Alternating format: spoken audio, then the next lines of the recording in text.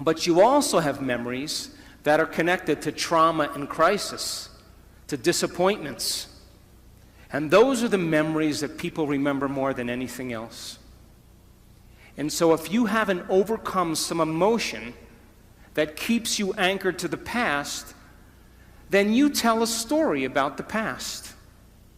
And people say, I am this way because of this experience that happened to me 15 years ago. I am this way because of some event that happened 30 years ago. And from a biological perspective, it means I haven't been able to change in the last 15 or 30 years. And Scientific American, a prestigious magazine, says that 50% of what you talk about in your past isn't even the truth. You make it up. Because you don't have the same brain that you did 15 years ago or 30 years ago. So then your brain and body are typically in the past, because thoughts are the language of the brain and feelings are the language of the body. And how you think and how you feel creates your state of being. So if you think insecure thoughts, in a matter of seconds, you are going to feel insecure. The moment you feel insecure, your brain is monitoring how you're feeling, and you think more insecure thoughts, which then makes you feel more insecure. And the repetition of that cycle conditions the body to become the mind of insecurity. And then the person says, I am insecure. And whenever you say, I am anything, you are commanding your mind and body into a destiny.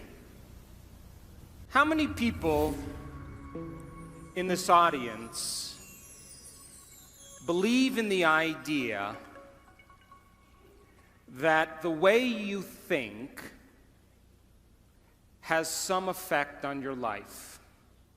That your thoughts are intimately connected to your future? How many people think that? So your thoughts in some way create your reality. You believe that? So how many people in this audience have a clear vision of their future? You see, you think 60 to 70,000 thoughts in one day. Out of those 60 to 70,000 thoughts that you think in one day, 90% of those thoughts are the same thoughts as the day before.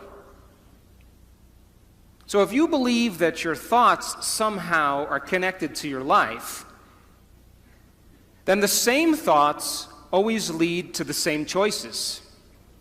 The same choices always lead to the same behaviors. The same behaviors create the same experiences, and the same experiences produce the same emotions. And those very same emotions drive the very same thoughts. And your biology, your neurocircuitry, your neurochemistry, your neurohormones, and even your genetic expression is equal to how you think, how you act, and how you feel. And how you think, how you act, and how you feel is called your personality. And your personality creates your personal reality. That's it. So then, if you wanted to create a new personal reality, a new life, then you would have to start thinking about what you've been thinking about and change it. You would have to become aware of your unconscious thoughts and observe them. You would have to pay attention to your automatic habits and behaviors and modify them. And you would have to look at the emotions you live by every single day that are connected to your past and decide if those emotions belong in your future. You see, most people try to create a new personal reality as the same personality, and it doesn't work. You literally have to become someone else. So your brain is organized to reflect everything you know in your life. Your brain is a record of the past. It's an artifact of all the things you've learned and experienced to this moment. So if you wake up every morning and get out of bed on the same side, shut the alarm clock off with the same finger, shuffle into the bathroom and use the toilet like you always do, go and get a cup of coffee and drink coffee out of your favorite mug, then get in the shower and wash yourself off in the same routine way, drive to work, get to work, see the same people that push the same emotional buttons, do the same things that you've memorized and do so well, then hurry up and go home, and hurry up and check your emails, and hurry up and check your Facebook, and then watch your favorite television show, then hurry up and go to bed. Here's my question. Did your brain change at all that day? We could say that you were thinking the same thoughts, performing the same unconscious actions, living by the same emotions, but secretly expecting your life to change. So there's a principle in neuroscience. And the principle says, nerve cells that fire together wire together. So if you're thinking the same thoughts, making the same choices, demonstrating the same behaviors, reproducing the same experiences that stamp the same networks of neurons into the same patterns, and then produce the same emotions, you're going to hardwire your brain into a very finite signature. Because as you fire and wire the same circuits in the same way, those circuits begin to become more connected.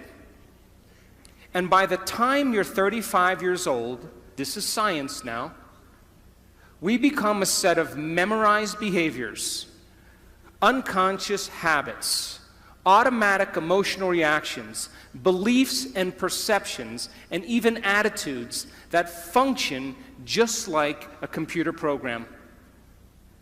And if you do something over and over and over again, the repetition of those actions over time conditions your body to know how to do it well, better than your mind.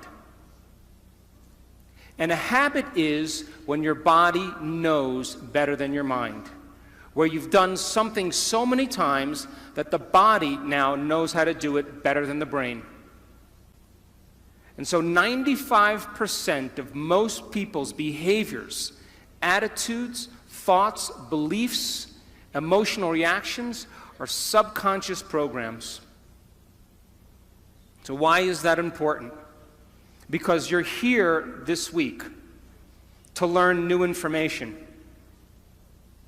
And every time you learn something new, you make new connections in your brain. That's what learning is. Learning is forging new synaptic connections. Physical evidence as a result of your interaction in the environment and the footprints of consciousness is called learning, making new connections. And the Nobel Prize laureate Kandel in the year 2000 found that when people learned one bit of information, they doubled the number of connections in their brain from 1,300 connections to 2,600 connections. But if they didn't review that information, if they couldn't repeat it, if they couldn't remember it, those circuits pruned apart in hours or days. So if learning is making new synaptic connections, then remembering is maintaining and sustaining those connections. And you are here this week to learn vital information about creating a future and be defined by a vision of the future instead of the memories of the past. Because if you are not defined by some vision, that is bigger than you, and you are not passionate about that vision, then you're left with the old hardware of the past in your brain, and you will be predictable in your life. So would you agree then? New thoughts, new information should lead to new choices.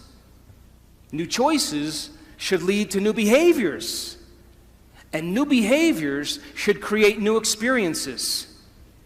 And new experiences should produce new emotions. And those new emotions should drive new thoughts. And that's called evolution. So if your brain is a record of the past, and you don't have a vision of the future, then you are living in the past. And you will never arrive at that new future. So then how do people change? They wait for crisis, trauma, disease, diagnosis, loss. Something has to go wrong in their life where they feel so uncomfortable that they finally make up their mind to change. And why is that? Because after the trauma or the crisis, they don't feel like of themselves. And the moment they don't feel like themselves, they could actually observe themselves. Because they're looking at themselves through the eyes of someone else. But my message is, why wait?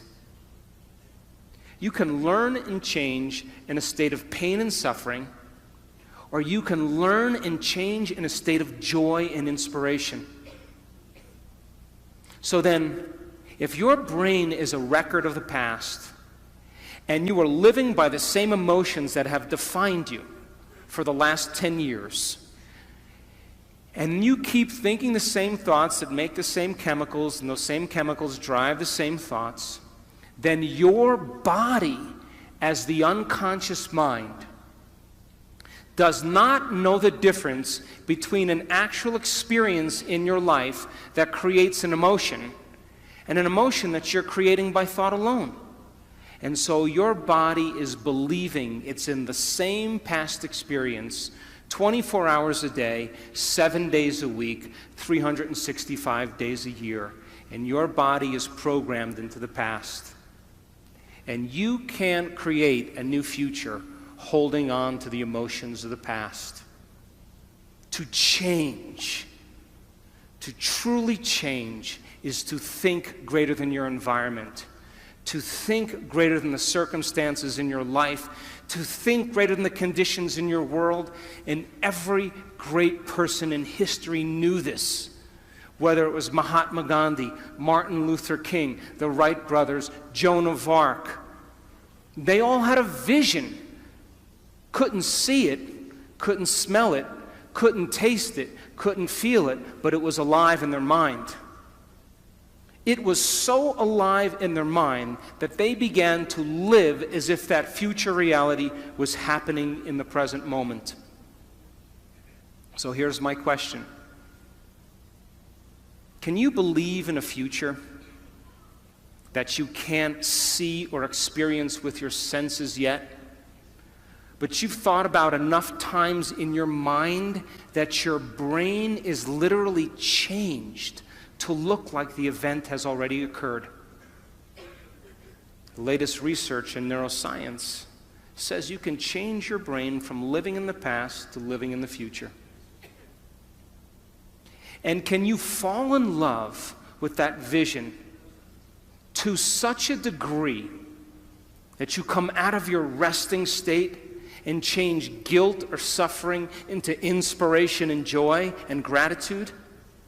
To such a degree that your body, as the unconscious mind, does not know the difference between that external event and what you're creating internally, so that your body believes it's living in that future in the present moment, and you begin to signal new genes in new ways to change your body to look like the event has already occurred. The latest research in epigenetics says you can change your body by thought alone. Now reason this with me. If there's physical evidence in your brain and body to look like the event has already occurred. Your brain and body are no longer living in the past. They're living in the future. And you will walk right into your vision.